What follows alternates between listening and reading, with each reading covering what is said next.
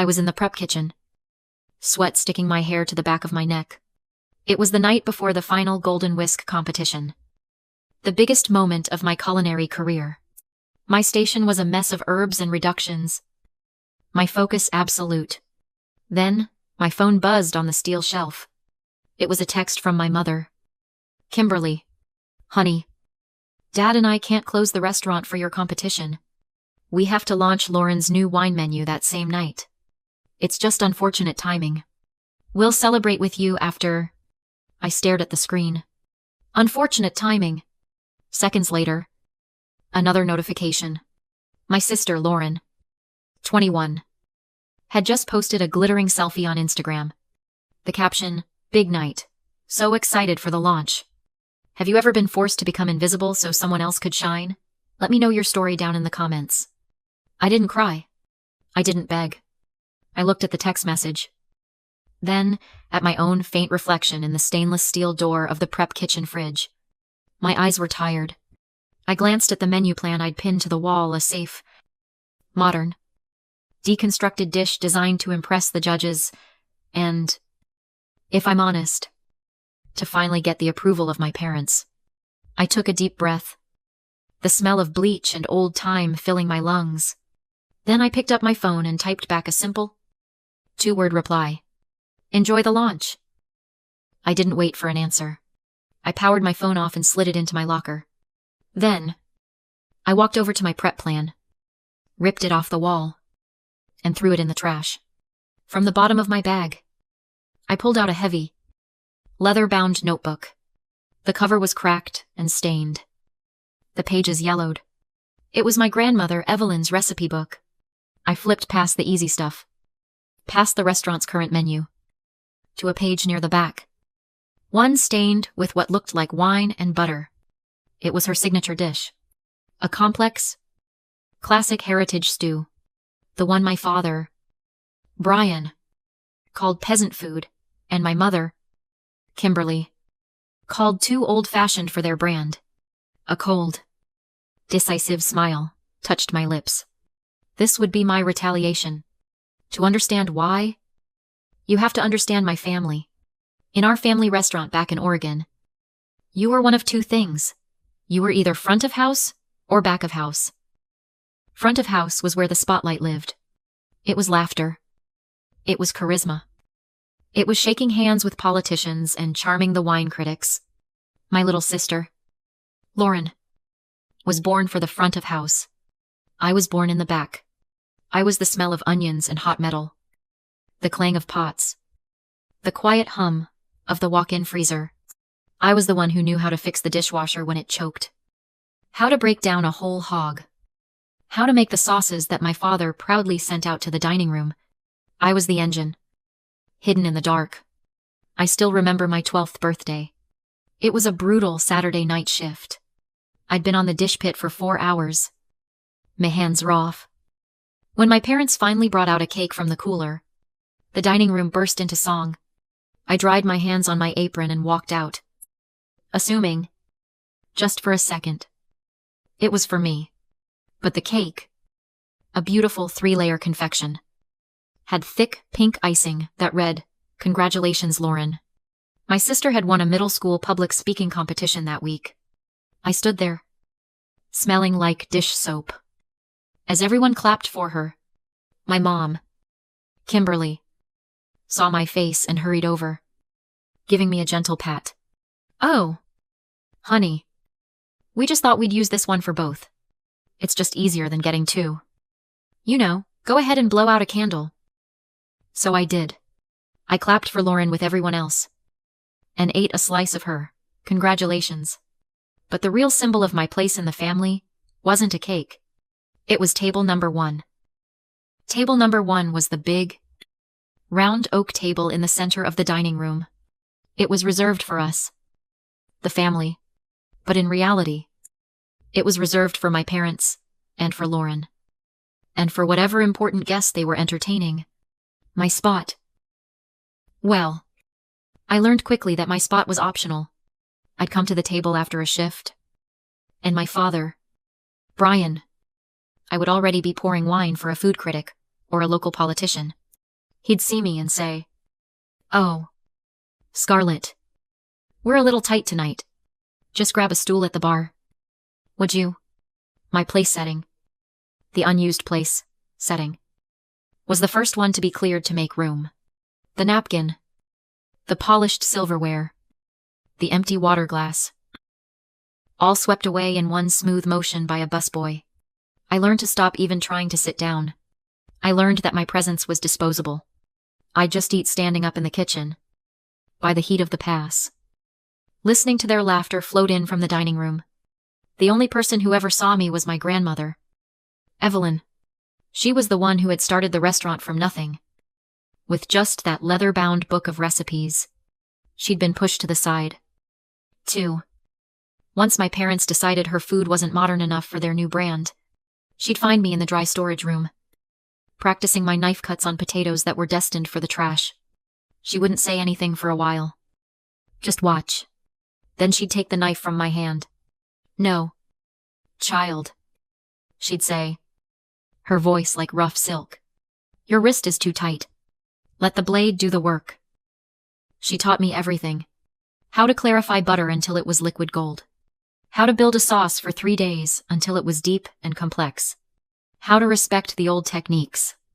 Don't you ever let them confuse style with skill? She'd whisper to me, while we shelled peas, "Your sister and your parents, they have style. It's loud. It's flashy. And it fades. You have skill. That stays." She was the reason I applied to the Culinary Institute in New York. She paid the first semester's tuition from her own small savings. "Go," she said. "Go build a table of your own." And now, here I was.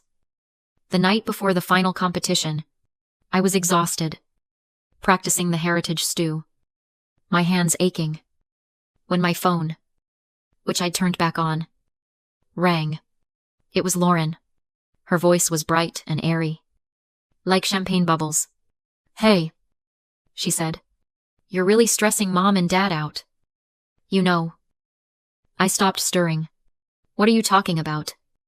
"Lauren, this whole competition thing. You're making them feel guilty. Tonight's wine launch is critical for my brand. The entire restaurant's success depends on me right now." I gripped the wooden spoon. "This is my final. This is for the Golden Whisk. This is important to me." Pause. Then I heard her laugh. A light, tinkling sound that always made my stomach clench. "Right. A school award. Scarlett. Come on. This is the real world. Just relax. Have fun with your little cooking project." She hung up. A little cooking project. I used to think it was just favoritism. But years later, I read about dysfunctional family psychology. I learned about the golden child and the scapegoat. In these broken systems, for the golden child like Lauren to exist, there has to be a scapegoat, someone to carry the family's burdens, to absorb the blame, to be the darkness, so the star can shine brighter. I wasn't just being overlooked. I was a necessary sacrifice. My failure, Miss Smallness, was required for her to be the main character. I looked at the bubbling pot of stew. Her words didn't make me sad. They made me cold. "A little cooking project," I whispered to the empty kitchen. "Okay. Let's see." The day of the competition, the air in the Institute's grand hall was electric. It smelled like hot steel, caramelized sugar, and pure terror. Famous judges, chefs I had only seen on television, walked between the stations in their perfect white coats, clipboards in hand. Live stream cameras from food blogs and culinary magazines hovered, capturing every frantic whisk, every nervous wipe of a brow. My best friend, Megan, stood in the small audience section. She'd flown to New York on her own dime. As I set up my station, she came over to the barrier. "You're the only one here without a cheering section," she whispered, her eyes scanning the other families holding signs. I glanced over at the 3 seats I had reserved near the front.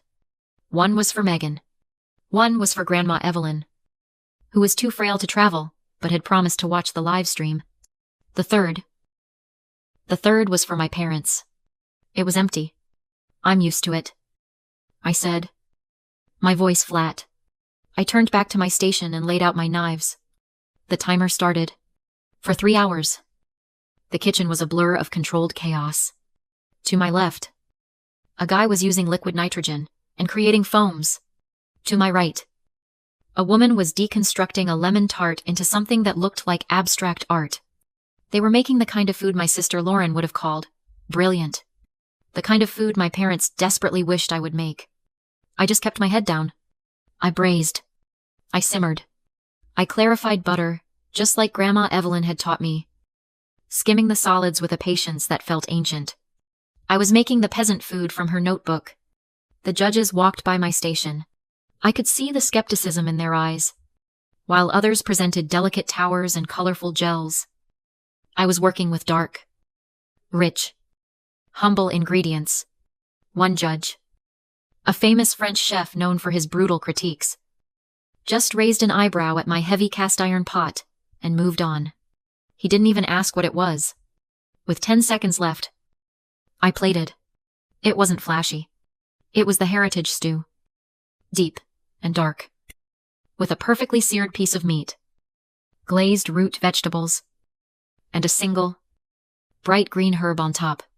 Time. We stepped back. The judges began their tasting. Moving down the line, I watched them nod politely at the foams and murmur, interesting at the deconstructed tart. Then the head judge, the brutal French one, came to my station. He stared at my plate for a long time. He dipped his spoon in, taking a small, almost disrespectful bite. And then he froze. He didn't speak. He just stood there, spoon halfway to his mouth. He closed his eyes. Then he opened them wide and looked directly at me. He took another, bigger bite. The entire hall went silent, watching him. The awards ceremony began an hour later. The finalists stood in a line on the stage. My knees shaking so hard, I thought I might fall over. Megan was in the front row, vibrating with excitement. The head judge walked to the podium, the lights dimming. This year was difficult, he began, his French accent thick. We saw much technique, many foams, many gels. He paused, looking at his notes. But technique without heart is just decoration. My breath caught. The winner of this year's Golden Whisk, he announced, is the dish that reminded us what food is truly about. It was not modern. It was not deconstructed. It was true. He looked up, his eyes finding mine in the lineup. The winner is Scarlet. I didn't hear it at first. The words didn't make sense. But then Megan screamed from the audience. A sound so loud, it cut through my daze. The other contestants politely clapped as I walked, numb, toward the stage. The judge handed me the heavy, gold-plated whisk trophy. It was cold in my trembling hands. He handed me the microphone. Your dish, young lady, he said, his voice softer now. It was authentic. It had a soul. Please, tell us about it. I stepped up to the microphone, my heart hammering against my ribs. The live stream camera's red light glowed. I knew my grandmother was watching. I knew my parents were not. Thank you, I said, my voice shaking just a little. This dish. It's a forgotten recipe. I looked right into that camera, right past it, to my family's restaurant, hundreds of miles away. It was my grandmother's recipe. For 20 years. I was told this kind of food was old-fashioned, that it was peasant food and not good enough for a modern brand. But today, it won. The audience was quiet. I could feel Megan crying. I grew up in a restaurant, at a big family table. I continued, the words coming faster now. But my spot at that table was always the unused place setting. I saw the head judge's eyes fix on me. It was the first one to be cleared away when someone, or something, more important, came along. I learned that I was disposable. That my presence didn't matter. Tonight, my family has something more important. They're at home, launching a new wine menu for my sister. They couldn't be here. I took a deep, shuddering breath and lifted the Golden Whisk. This speech. This is for anyone out there who has ever been made to feel like an unused place setting. For anyone who has been told to wait in the back, to be quiet, to be smaller, so someone else can be big. Stop waiting for an invitation to a table that never valued you. Stop trying to earn a seat that was never meant for you. I held the judge's gaze. Get in your own kitchen. Pick up your own tools. And build your own damn table. The fallout wasn't gradual. It was instant. Before I had even taken off my chef's coat, my phone, which I'd left in my locker, was vibrating so hard, it sounded like it was trying to escape. Megan ran up to me, her own phone out, her face pale and excited. Scarlett. You're everywhere, she stammered. She turned her screen to me. The Culinary Institute had posted the clip of my speech. It already had thousands of shares. Food and Wine magazine had reposted it. A major food blogger had reposted it. 2 hashtags were trending: number build your own table and number unused place setting. And then I saw the other notifications.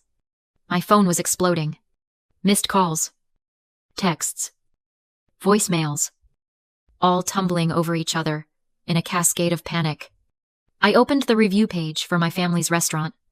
It was a sea of 1-star ratings. The owner's daughter won a national award, and they skipped it to sell wine. Disgusting. I guess the Golden Child's wine menu pairs well with heartless parenting. Heard they have a special on the menu, the unused place setting. It's just an empty, tragique void. My phone rang again. This time I answered. It was Lauren. She wasn't speaking. She was sobbing. Hysterical. Gasping sobs. You? You ruined me, she shrieked. You ruined everything. My launch was a disaster. Everyone was on their phones, whispering and looking at me. They're calling me. They're calling me the Golden Child. I was silent. I just listened to her breathe. Why would you do that? Scarlett, you were always so quiet. Why would you do this to me? I didn't do anything to you. Lauren, I said. And my voice was so calm, it surprised me. I did it for me. I hung up. Not even 5 seconds later, my phone rang again. This time, it was my mother. Kimberly. Her voice wasn't sad. It was furious. Scarlett, I don't know what you think you just did, but you have to fix it. Right now. Fix what? Mom. This spectacle. You've embarrassed us. Our restaurant's reputation is in shreds. You made us look like monsters. You need to post a retraction. Say you were emotional. Say you misspoke. Say we're a loving family. I stood there in the echoing hallway of the Institute, the heavy Golden Whisk trophy in my other hand. I looked at its shining, gold-plated surface. I didn't make you look like anything. Mom, I said quietly. What did you say? She snapped. I just told the truth. You weren't there. The place setting was unused. The camera can't capture people who don't show up. She was so quiet I thought she'd hung up. Then, just a whisper. We didn't know it was this important. You never did, I said, and ended the call. My hands were shaking. But not from fear. It was from release. My phone buzzed one more time. I almost ignored it. But I saw the caller ID. Grandma Evelyn. I picked up. Her voice was quiet, crackling over the line. I watched the live stream. Child. I know. Grandma. There was a long pause. Just the sound of static. That recipe? She said. Her voice thick with an emotion I couldn't place. You did it just right. Thank you, Grandma. Scarlet, she said, and I heard her take a deep breath. You didn't just cook my food. You served my justice. A few weeks later, I invited them to my tiny New York apartment. My father, Brian, my mother, Kimberly, and my sister, Lauren. It wasn't a celebration. I didn't make them a feast.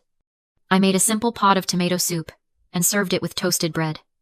We sat at my small, second-hand kitchen table.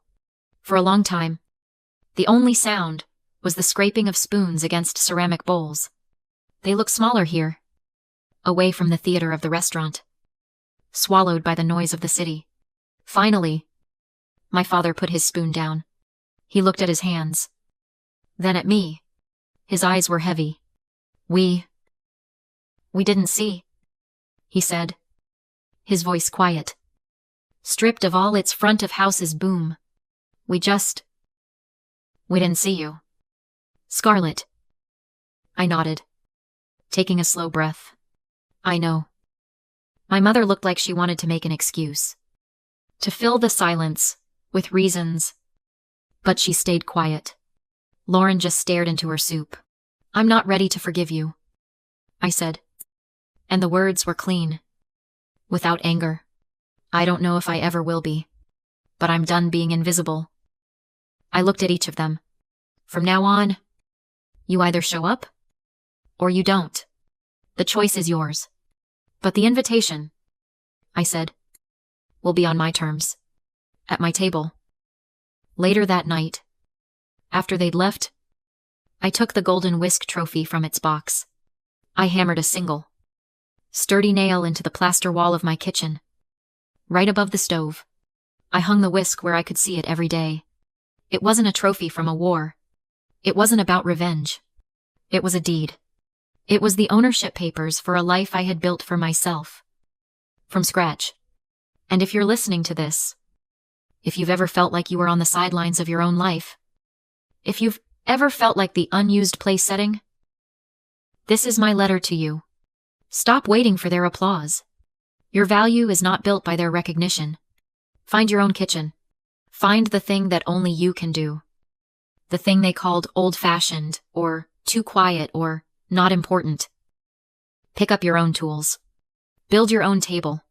And when you do, save a seat for the people who truly deserve to be there.